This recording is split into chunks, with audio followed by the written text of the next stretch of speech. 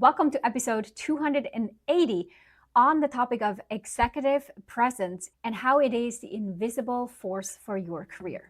Here are the two questions this podcast answers. One, how do you successfully transition into your first official leadership role? And two, how do you keep climbing that leadership ladder and continuously get promoted, although the competition and the expectations get bigger? This show, the Manager Track podcast, will provide the answers. I'm your host, Ramona Shaw. I'm on a mission to create workplaces where work is seen as a source of contribution, connection, and personal fulfillment. And this transition starts with developing a new generation of leaders who know how to lead so everyone wins and grows. In the show, you'll learn how to think, communicate, and act as a confident and competent leader you know you can be. Welcome back to another episode of the Manager Track podcast.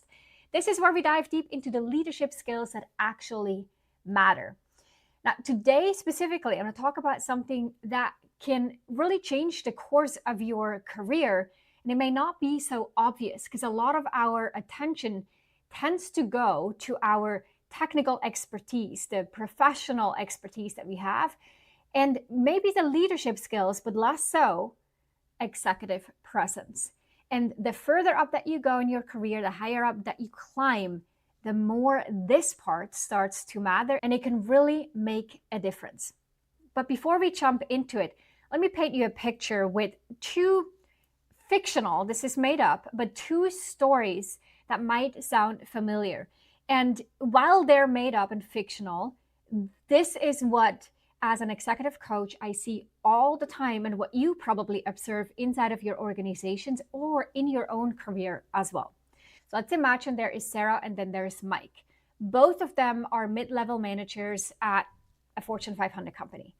Both of them have postgraduate degrees from solid schools. Both consistently hit their numbers in their different roles and have been sort of climbing the ladder at least and had seen an increase in responsibilities over time. So on paper, they both look kind of like equal candidates for a promotion. They both have met the metrics, they are performing on track, they have increased their responsibilities and so forth. But let's look at where the path between Sarah and Mike start to diverge. In team meetings, Sarah speaks with conviction, right? When she presents, let's say, quarterly results, she maintains clear eye contact. She uses very powerful and purposeful gestures. Her voice carries across the room. She's okay with silence and pause. And when challenges come up, she acknowledges them directly. She might say, yes, we missed our target by 3% this quarter. Here is what happened, and here is our recovery plan. Now, Mike, equally intelligent, equally competent, and hardworking, in those sort of higher stakes situations, he tends to fidget with his pen during a presentation.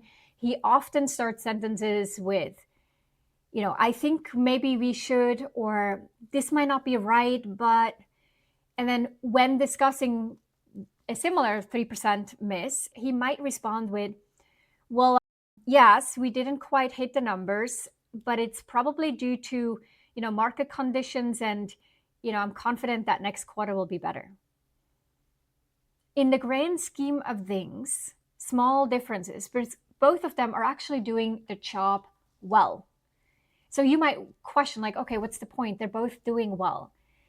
But here is what happens over time with the two different approaches in those high stakes situations. In client meetings, clients or even prospects gravitate towards Sarah's confidence. They may ask her more follow-up questions. They lean in when she speaks. They trust her more. With Mike, conversations might feel a bit tentative, or they're feeling a bit unsure of what the response was, what the actions were. They start to pick up on the lack of confidence or maybe assertiveness. And then they start to question what is actually going on. In a broader room, Mike's voice may not even be heard enough. So they may actually be looking to others in the room for confirmation on his recommendations. They may quickly glance over at Mike's manager or someone else who seems a bit more sure and more confident on whether they're nodding along and are assuring that what Mike is saying is accurate. So they want to almost validate that. And then they go back to work and they keep doing what they need to do. And then the annual leadership retreat comes up. Sarah volunteers to present the team's strategic initiative to the C-suite. Mike prefers to support from behind the scenes, right? He knows he's not great with presenting. He also feels like too occupied with his day-to-day work where he thinks, I don't have the capacity to take that on. Now, Sarah's presentation leads to a one-on-one coffee with the VP. Mike's behind-the-scenes work goes fairly unnoticed. Then they go back to work. A little bit later, a major client threatens to leave. Crisis moment, Sarah steps in. She says, I'll handle it. I'll recover this relationship. Here's my plan. Here's what they need to hear. Mike also offers valuable input, but frames it as, well, maybe we could try this. Or when he's being challenged as to what happened, who is to blame, he doesn't fully take responsibility because he's worried about his reputation, his potential promotion. So he's being a bit wishy-washy, or worse, may even actually try to find blame in other circumstances or other teams. For themselves, in their own roles, they're both competent and solid performers. But in each of those interactions I just mentioned, in each meeting, in each presentation, in each sort of crisis moment, Sarah has a reputation as someone who has what it takes for that next level. She's like, she's ready, she's eager, she's prepared. Mike, not sure. Yeah, he's solid and sound, but I'm not sure if he can project that kind of confidence in crisis moments or as the company's going through change. Does he have what it takes to be that person in a room that others will listen to steer a team in the right direction, to motivate and inspire others to follow the company vision or strategy? Then a few months later, a director role opens up. And if I asked you who gets the promotion, we would all probably agree that's very likely that Sarah is going to get that promotion. And again, it wasn't about whether she was smarter or more qualified in her field of expertise. It was about who projected the confidence and authority that made others believe that Mike or Sarah could handle the bigger challenges. And Sarah won in this. And Sarah's ability to demonstrate executive presence, confidence, to jump in and handle difficult situations effectively and articulate herself well is what made the difference. Now, this was in regards to a promotion, but the same could happen when it comes to looking for a new job. Specifically, a while back, a client shared the story with me. Her company was hiring for a senior role during a major organizational transformation. And they had two final candidates.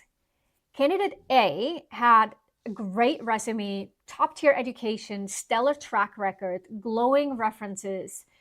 In the interview, she was well prepared, she was competent, she was well articulate. But she was also measured in her responses. She was careful not to overstep. She was being very diplomatic. Now, candidate B had a messier background, a few job changes, some, we would say, like questionable career moves, and some might, and a bit more of a colorful personality, something that you could see, they may ruffle some feathers, they may bump into some other personalities that are currently on the team. But in interviews, that candidate commanded the room. He had opinions. He wasn't afraid to share them. He didn't really care if the interviewee liked it or not. When he was asked about the company's challenges, he said, well, sure, here's what I see. Here's exactly what I would do about it. Very confident and very assertive. And so as we were debriefing the two experiences, again, both of them were in the final round. So they were clearly qualified. It was more so how they presented themselves in that final round. And my client said, look, we're going through massive changes right now. We need someone who can walk into a room full of skeptical stakeholders and confidently assert their vision. We can't afford to have someone who second guesses themselves. We can't have someone who needs consensus for every decision, who goes by the book, who wants to do the appropriate thing, the thing that is low risk, like we've done it in the past. we need to take a whole lot more risks. We need to do so with confidence and project that outwards. Now, without that additional part of context, just you hearing me talk about candidate A and candidate B, we would probably all agree, well, okay, candidate A seemed like a better bet. Candidate B, we're not sure where that's going to go. It could go well, but there's also a lot of risk involved. But then hearing them talk about the context of the organization, what's currently going on, we understand why they went with candidate B. And so I'm sharing this because while you may think in an interview it's all about your competence to do your job, you're also going to be assessed on whether or not you're going to be able to lead the team into this next phase, the next era. And so be on the lookout of what they're looking for in a leader. In an interview, they're going to assess your performance, not just by how much you know and how you answer those questions, but also how they think, based on how they perceive you, to what degree you'll be able to lead and carry that team into this next phase. And that is about assertiveness, that is about your ability to make decisions even when you receive pushback. It's about being able to take measured risks. And again, it depends a bit on the company culture, the stages the company's in, of how much risk. But be aware that in an interview, your executive presence, all the things that fall under that, will be just as important, if not more important, than your competence and your qualifications. And what I'm saying here is not, oh, your competence and qualifications don't matter, but you're in an interview, you're getting invited because they looked at your resume and they're like, yeah, she's checking the box. Now we're looking at how she shows up in the interview. So you've already checked the box on the competence. Now they're going to look at, do they fit the company culture? Do they have the level of leadership and qualifications and principles that we're looking for? So it's a lot more of the intangible stuff that they're going to assess you on in an interview than your track record that's already on paper. So these stories illustrate that crucial point. Executive presence isn't about being the loudest person in the room or putting on some kind of act, but it is about how others experience your leadership, your ability to project confidence, credibility, and authority in a way that inspires trust and action in others. And yes, some people more naturally walk into a room with the sense of gravitas, and others don't. But for all of us, what's true is these are specific skills that we can learn. Executive presence is the combination of qualities, behaviors, and characteristics that allow leaders to project that confidence, the credibility, and the authority. And again, if you break it down into behaviors, these can all be learned. So now that we've looked at some stories of how this shows up, I'm going to talk a little bit more about what the most common obstacles are that I see through coaching leaders one-on-one and working with leaders in our programs that they struggle with. And I'm going to be fairly concrete here because when you understand what you're sort of up against and what may be coming your way, you can do something proactively. So when it comes to executive presence, here are the biggest challenges I see leaders struggle with, or gaps that are missing. The first one is a self-awareness gap. Most leaders have a disconnect between how they see themselves and how others perceive them. And I'm not talking about a little gap, small changes in perceptions. No, I'm talking about a bigger gap, like a leader thinking that they're collaborative when their team sees them as indecisive. Sure, they're collaborative, but it's not helping. In fact, their collaboration is the problem because it makes them indecisive. Or leaders who think that they're being thorough and detailed when others see them as lacking conviction and clarity. Two things might be true, but the problem is that what you think is an asset, as a strength, is actually perceived by others as a problem. And those are the huge awareness gaps. And so without understanding this gap in perception, it's a little bit like you're flying blind. You might be working really hard on the wrong things. You might emphasize the things that you're so comfortable with, that you think are important, and you're unaware of how these habits might undermine your authority. And then, sure, I don't want to dismiss the smaller things. If you say every third word, or you fidget in meetings, or, women would sort of play with their hair or their nails, or you're distracted in meetings and you're multitasking, or you start sentences with, I think maybe we should, versus being more assertive and clear. These little things can add up, and together people start to perceive you not in a way that you want to be perceived. So that awareness gap, that self-awareness gap, is one of the first and biggest issues. Then there is sort of the imposter syndrome trap. That's the second struggle leaders often have when it comes to their executive presence. And just to be clear, even senior leaders, and I'm talking VPs, C-suite executives, battle self-doubt. They worry that they're not good enough for their role, that their success was kind of just luck, that someone's going to find out that they're not quite ready yet for this role, that they took on too much that they can chew. And this internal struggle, if not managed well, can show up externally in ways that undermines their presence. Again, it could be hedging statements like, hey, I could be wrong, but, or might not be the right approach. Or then they over-explain their decisions because they're trying to prove that they have all the facts. That's when they get verbose and they can't abstract, even when presenting to a board or to the C-suite. They feel like they need to give all the different details to let other people know that you know what you're doing. And this overdoing is because of the deeper insecurities. They may also avoid taking strong positions in meetings or controversial positions because they're afraid of being wrong. This, by the way, also shows up if it's an ambiguous decision that you need to make, meaning it's not a clear cut, or it's not an 80%, I know I need to do this. There might be a little residual risk of 20%. It's when it's like a 40-60 or 50-50 kind of decision. And you don't want to be wrong. Like, what are the behaviors that you'll engage with when you realize you have to take a risk and you don't want to take that risk because you worry that if you make the wrong decision, the ramifications, the external consequences of how people would judge you, and the internal dialogue of beating yourself up over it would be too big.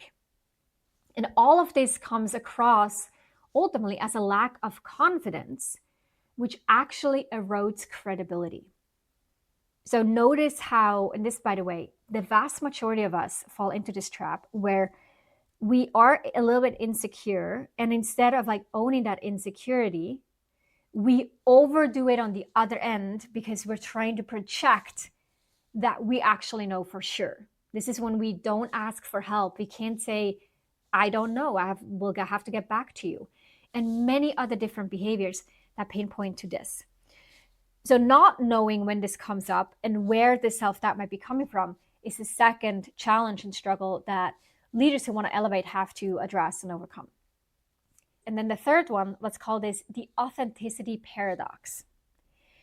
So how do you project confidence and authority while also, staying true to who you are? Because what happens is that leaders feel pressure to conform to, this idealized executive image. Maybe they think they need to be a bit more aggressive or be more formal, or they need to speak in a certain way. And then when they try to put on this act, it actually comes across as inauthentic. And there is a learning curve for this. If you learn a new skill, you'll always feel unsure, and it feels a bit like an act, right? If we, let's say, I recently found my roller skates from, oh my gosh, decades ago. If I were to put those on, I would feel like a clown on the road. Yes, uncomfortable, like I don't know what I'm doing, but I'm learning or relearning a new skill. And so as we are developing our executive presence, yes, we may need to do something that isn't sort of genuinely how we want it to show up. That is different than having this idealized image of what a leader is and what a leader does, because we ourselves haven't actually developed the skill, and we don't see that us projecting this to the outside world is demonstrating, oh, we're having to build the skill. If we think projecting this inauthentic image is good enough, that's sort of the end of the story. That is the problem.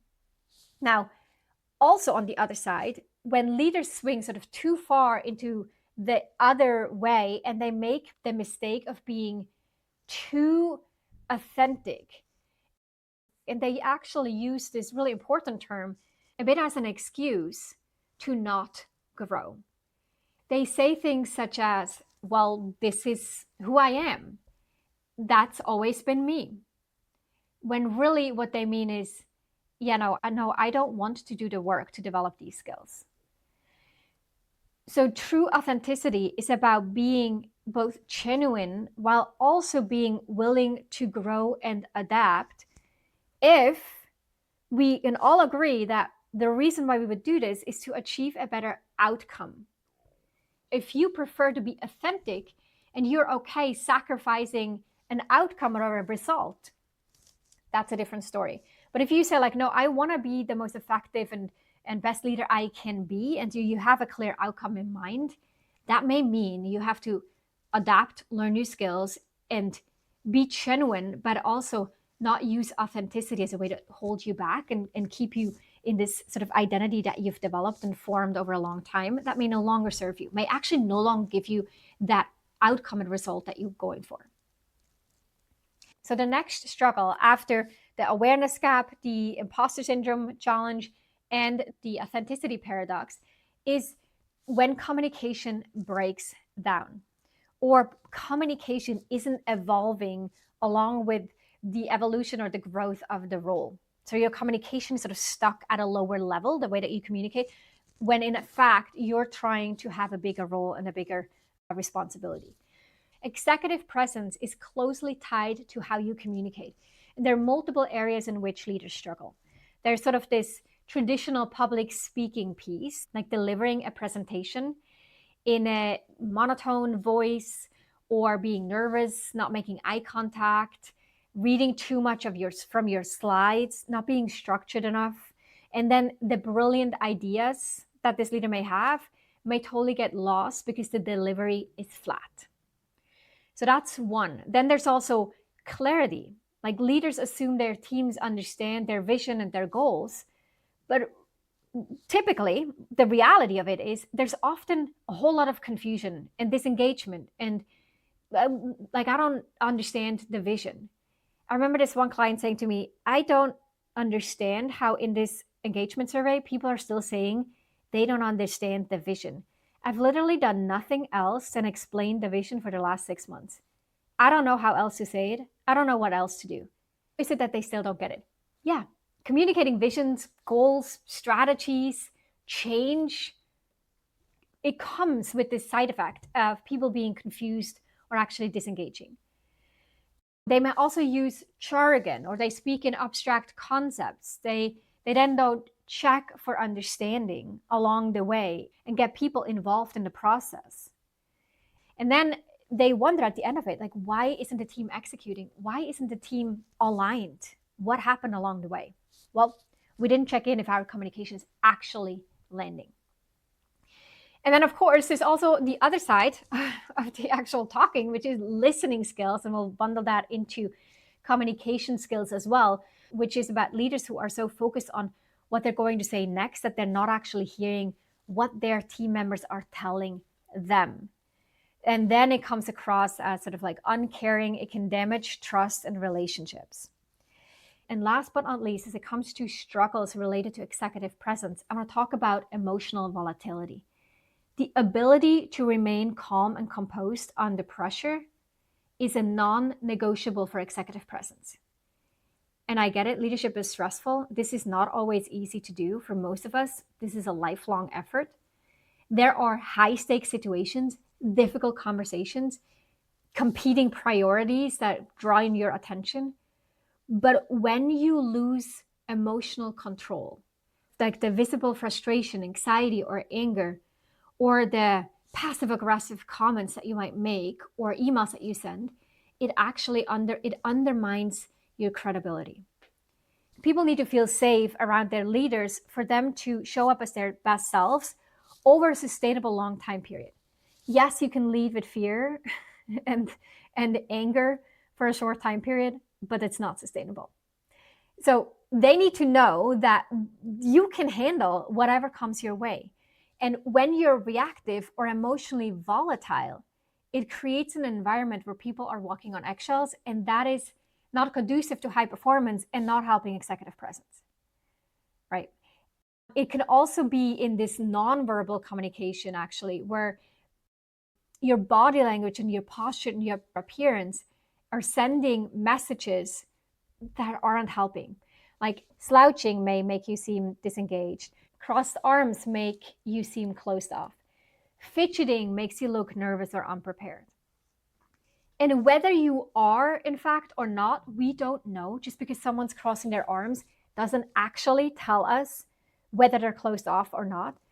That's not the point. The point is that other people will look at you and they will perceive you a certain way. That is what we talk about here with executive presence. And even if you now say like, sure, I get it, but people should focus on my ideas, not how I look and how I behave in a meeting or on a virtual call. But again, reality is that people are making judgments about your competence and your credibility based on visual cues. Could even be the way that you look on a screen. Do you have good audio quality? Do you have a good visual, or is it all blurry or dark? Those things do matter whether we like it or not. Okay, so these were a number of key struggles and challenges that leaders tend to face when it comes to their executive presence. And it actually is often the case where they're totally fine, they're kind of coasting, and then they reach a point where they realize, hey, to get to this next level, I have to level up, not just in my capacity, but also in my executive presence. And so fundamentally understanding that the skills that got you to your current level may not be enough for the next level. Your executive presence has to evolve as your role becomes more complex. Now, day in and day out, through the different assignments that you have and work that you do, you get better at managing the complexity. You learn more. You refine the skills. But when and how often and how intentionally are you actually investing in developing your executive presence? If you were great at managing a small team, but now that you need to influence across departments, different skill. You were successful in a technical role, but now you need to communicate with non-technical stakeholders, different skill. Maybe you thrived in a startup environment, but now you're in a formal corporate setting with a lot of hierarchies in place. It matters. Your presence needs to adapt. Now, if you think, okay, all sounds good, but also sounds like a lot of work, then fair enough. There is work involved. That's what I mean with you have to actually invest in it. It doesn't just, if you just rely on doing the reps, you're going to slow yourself down. Especially because most of us go through the reps without enough reflection and taking time out of our work, our busy schedules, to actually learn the lessons we should be learning through doing the reps. And so when you start being more intentional about developing your executive presence, then you want to start to address these different areas systematically. Doing so will accelerate your growth. So you might then find yourself walking into a room with this quiet confidence. You're delivering a presentation where people lean in instead of checking their phones. You have difficult conversations where other people trust your judgment and will commit to it, even if they don't agree with your position. This is not about changing your personality. It is really about developing the skills and awareness to show up as the leader that you want to be and other people need you to be. So if this resonates with you, I do want to share something that might help. We're reopening registration for our Executive Presence Intensive. This is a program designed to help leaders develop this powerful presence that drives results. This is not about surface level tips or generic advice. We dive into the specific challenges and your personal goals and your personal situation. You get individual feedback, practical tools, and the ability to develop your skill as part of the program. We're starting this class in October and the registration is open now. Now we do keep these groups small to ensure that everyone gets individual attention. So none of our programs are sort of mass programs, because we like to work and get to know our leaders individually, because leadership is not cookie cutter. There's not one size fits all, including your executive presence is very much based on your starting point, your natural sort of personal tendencies, and then what are the shifts that you need to make based on your own goals, your own sort of, let's say, default setting to executive presence. And that's what we're going to work with you together. And if you're ready to invest not just in the learning of your technical skills and your on-the-job competence, but your executive presence, which will become increasingly important as you elevate as a leader, then check out the details linked in the show notes below. Let's not have another year pass by where you wished you had more influence, where you get annoyed that other people don't hear your voice in a meeting, or that you don't get a response to an email that you were hoping for, or that you're being challenged in whether or not you're ready for a promotion. The leaders who invest in developing these particular skills are the ones who set themselves up for success in the future. I hope to hear from you, even if you're just curious to learn more. Check out the links below, and if you'd like, we can hop on a quick call as well to see if this program is truly the right fit for you. Thanks so much, and I'll see you next week with another episode of the Manager Track Podcast. If you enjoyed this episode, then check out 2 other awesome resources to help you become a leader people love to work with. This includes a free masterclass on how to successfully lead as a new manager. Check it out at arkova.org/masterclass. The second resource is my best-selling book, The Confident and Competent New Manager: How to Quickly Rise to Success in Your First Leadership Role. Check it out at arkova.org/books, or head on over to Amazon and grab your copy there. You can find all those links in the show notes down below.